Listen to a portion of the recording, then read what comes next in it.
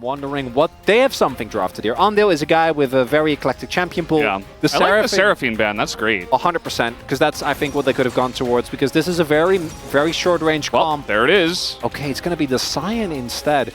I'm not going to lie. I think this is a big risk that they're taking, but one of the few weaknesses that Ezreal has is just dealing with giant health pools. So Cyan, in theory, is the type of pick that if he can get to the point of the game where he can absorb a lot of the pressure, it's hard for the composition on Humble Life to take him down. Is Leaper playing Sion?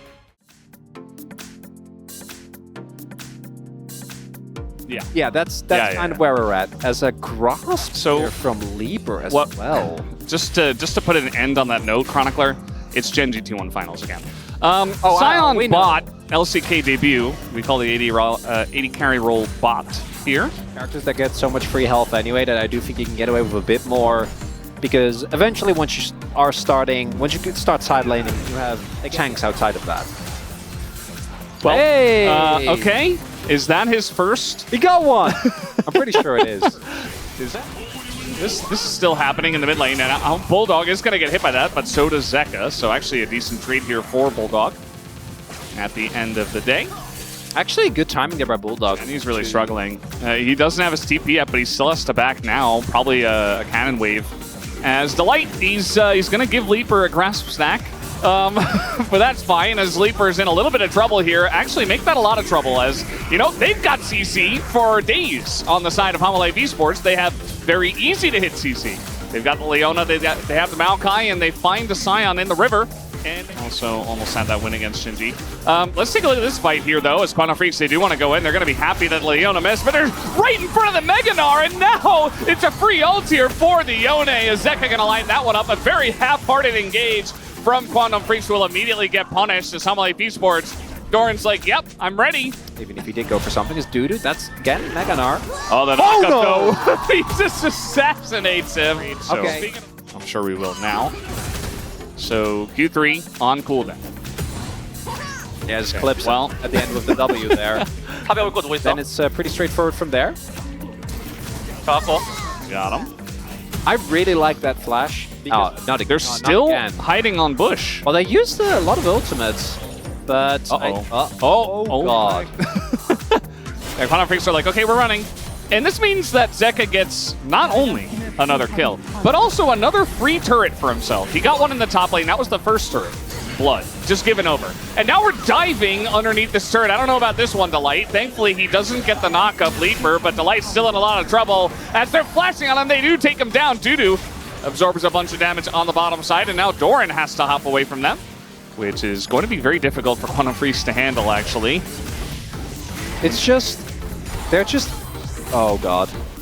We're trying to bully the Sion, and it is Sion, but again, there's so much CC that Leaper, even though he has a decent amount of farm, he's alone and he's caught out. Down he goes.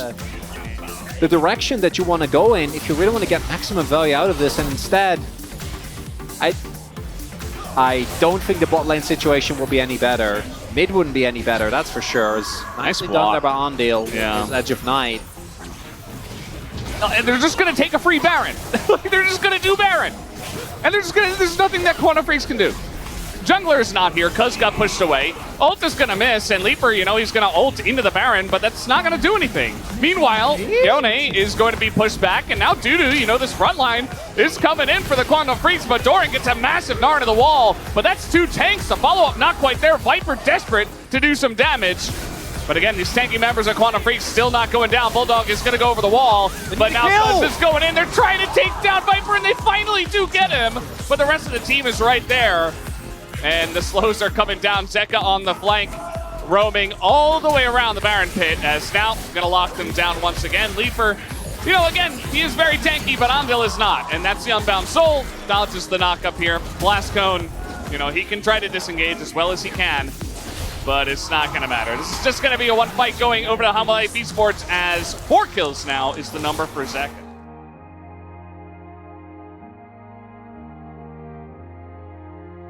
This first game is about as clean as it gets. Yes, there is a Drake and 3 kills and 1 turret over to the side of Quantum Freaks, but it's almost like those don't even exist. I don't even remember. I don't know what you do in the next game. Like, denying the Ezreal is going to be one thing, but there's just so many champions that it feels like you can't afford to give to Hanwha.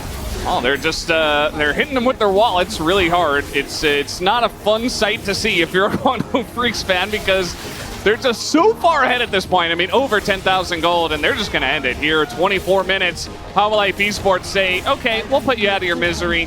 No group photos. We're just doing our job here. Zeka still looking for some extra picks, as you will avoid the divide. And Viper just trying to up those DPM numbers even farther than they already are. So that's game number 1. 24 minutes. Half-Life Esports just destroy them.